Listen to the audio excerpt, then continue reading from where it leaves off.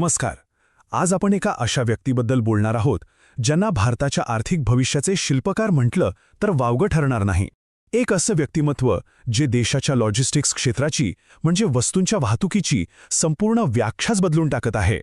कधी विचार केला आहे की कोणत्याही देशाची अर्थव्यवस्था चालवणारी खरी शक्ती, खरं इंजिन काय असतं? ते आपल्याला उघड्या डोळ्यांनी दिसत नाही. ही एक अशी अदृश्य शक्ती आहे जी पडद्याआड राहून सगळी सूत्र हलवत असते. काय असेल बरं ते? याचं उत्तर खरं तर अगदी सोपं आहे आणि आपल्या रोजच्या जगण्यात दडलेलं आहे. म्हणजे वस्तू एका ठिकाणाहून दुसऱ्या ठिकाणी कशा पोचतात, शेतात पिकलेलं धान्य आपल्या ताटापर्यंत कसं येतं किंवा कारखान्यात बनलेली वस्तू आपल्या घरापर्यंत कशी येते, ह्या सगळ्या वाहतुकीवर, या पुरवठा साखळीवरच सगळं काही अवलंबून असतं. आणि ही जी गुंतागुंतीची पुरवठा साखळी आहे ना, तिलाच सोपी, वेगवान आणि एकदम आधुनिक बनवणाऱ्या शिल्पकाराची म्हणजेच शंतनू भडकमकर यांची आज आपण ओळख करून घेणार आहोत. चला तर मग त्यांच्या प्रवासाची सुरुवात नेमकी कुठून झाली हे समजून घेऊया. कारण कोणत्याही मोठ्या कार्याचा पाया हा अगदी सुरुवातीच्या काळातच रचला जातो, नाही का? शंतनू भडकमकर हे एटीसी ग्लोबल लॉजिस्टिक्स नावाच्या कंपनीचे व्यवस्थापकीय संचालक आहेत. पण ही फक्त एक कंपनी नाहीये, तर भारताच्या व्यापाराची एक जीवनरेखा आहे, एक महत्त्वाची धमनी आहे जी समुद्र, हवा आणि जमिनीवरून मालाची वाहतूक अखंडपणे 24 तास सुरू ठेवते. आता इथे एक शब्द आलाय, मल्टीमोडल. तो जरा सोप्या भाषेत समजून घेऊ. कल्पना करा की तुमचा माल बंदरात जहाजातून उतरतो आणि तिथून तो थेट रेल्वेच्या डब्यात जातो आणि मग तिथून थेट तुमच्या शहरातल्या ट्रकमध्ये लोड होतो. हा सगळा प्रवास अगदी अखंडपणे कुठेही वेळ न घालवता होतो. हीच आहे मल्टीमोडल ट्रान्सपोर्टची खरी जादू. त्यांनी फक्त वाहतुकीचे मार्गच नाही सुधारले, तर कामाची पद्धतच बदलून टाकली.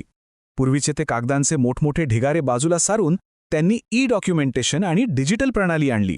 यामुळे काय झालं तर फक्त वेग वाढला नाही, तर भारताचा व्यापार जागतिक स्तरावर स्पर्धा करण्यासाठी अधिक सक्षम बनला. पण त्यांचं काम फक्त त्यांच्या कंपनीपुरतं मर्यादित राहिलेलं नाही. त्यांनी राष्ट्रीय स्तरावर धोरणांना आकार देऊन संपूर्ण लॉजिस्टिक्स क्षेत्रालाच एक नवी दिशा दिली आहे. बघूया हे त्यांनी कसं केलं. ही स्लाईड त्यांच्या कामाची व्याप्ती किती मोठी आहे हे दाखवते. MTOAचे अध्यक्ष म्हणून ते वाहतुकीच्या वेगवेगळ्या साधनांना एकत्र आणण्यावर भर देत आहेत. MACAIमध्ये त्यांनी लहान आणि मध्यम उद्योगांना म्हणजे MSMEsना जागतिक बाजारपेठेत पोहोचायला मदत केली. आणि असोचॅममध्ये त्यांचं लक्ष पायाभूत सुविधा मजबूत करणं आणि लॉजिस्टिक्सचा खर्च कमी करण्यावर आहे. थोडक्यात सांगायचं तर ते प्रत्येक स्तरावर बदल घडवून आणत आहेत. आणि या सगळ्यामागचं रहस्य काय आहे तर ते जे काही राष्ट्रीय स्तरावर सांगतात ते त्यांनी आधी स्वतःच्या कंपनीत यशस्वीपणे करून दाखवलेलं आहे. याच प्रत्यक्ष अनुभवामुळे त्यांच्या शब्दाला एक वजन आहे, एक विश्वासार्हता आहे आणि म्हणूनच सरकारही त्यांचं म्हणणं नेहमी गांभीर्याने घेतं. चला आता वर्तमानातून थोडं भविष्याकडे जाऊया. शंतनू भडकमकर यांचं स्वप्न काय आहे? त्यांचं एकच स्वप्न आहे, एक असा भारत जिथे लॉजिस्टिक्स पूर्णपणे डिजिटल असेल, स्मार्ट असेल आणि अतिशय कार्यक्षम असेल. शंतनू भडकमकर हे भारत सरकारच्या 2 खूप महत्त्वाकांक्षी योजनांचे मोठे समर्थक आहेत. एक म्हणजे राष्ट्रीय लॉजिस्टिक्स धोरण आणि दुसरं म्हणजे पंतप्रधान गतिशक्ती योजना. त्यांच्या मते या योजना भारताला जागतिक व्यापाराच्या शर्यतीत आघाडीवर नेण्यासाठी अत्यंत महत्त्वाच्या ठरणार आहेत.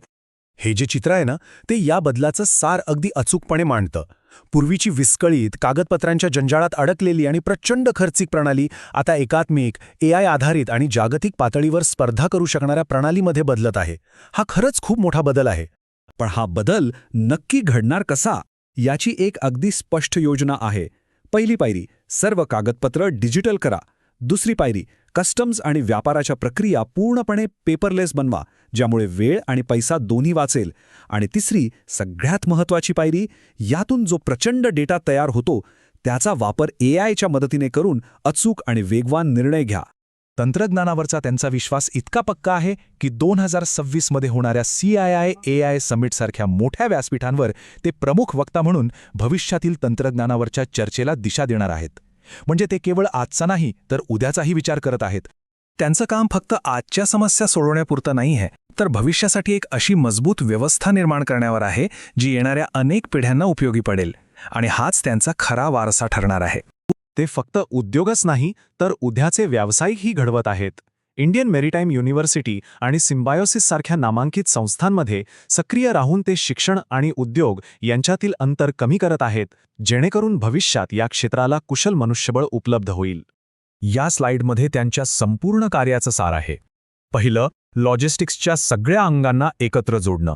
दुसरं, डिजिटल आणि AI प्रणालीचा पुरेपूर वापर. तिसरं, उद्योग आणि सरकार यांच्यात संवादाचा एक मजबूत पूल बांधणं. आणि चौथं, जागतिक दर्जाचं व्यापार वातावरण निर्माण करणं. ही 4 तत्त्व त्यांच्या नेतृत्वाची खरी ओळख आहेत. आणि शेवटी एक प्रश्न उरतोच. जर लॉजिस्टिक्स हीच जागतिक स्पर्धेची नवी सीमारेषा असेल, तर शंतनू भडकमकर यांच्यासारख्या दूरदर्शी नेत्यांच्या प्रयत्नांमुळे भारत या स्पर्धेत जगाचं नेतृत्व करण्यासाठी खरंच तयार आहे का? याचं उत्तर आपल्याला येणारा काळच देईल. पण विचार करायला लावणारा प्रश्न आहे, नाही का?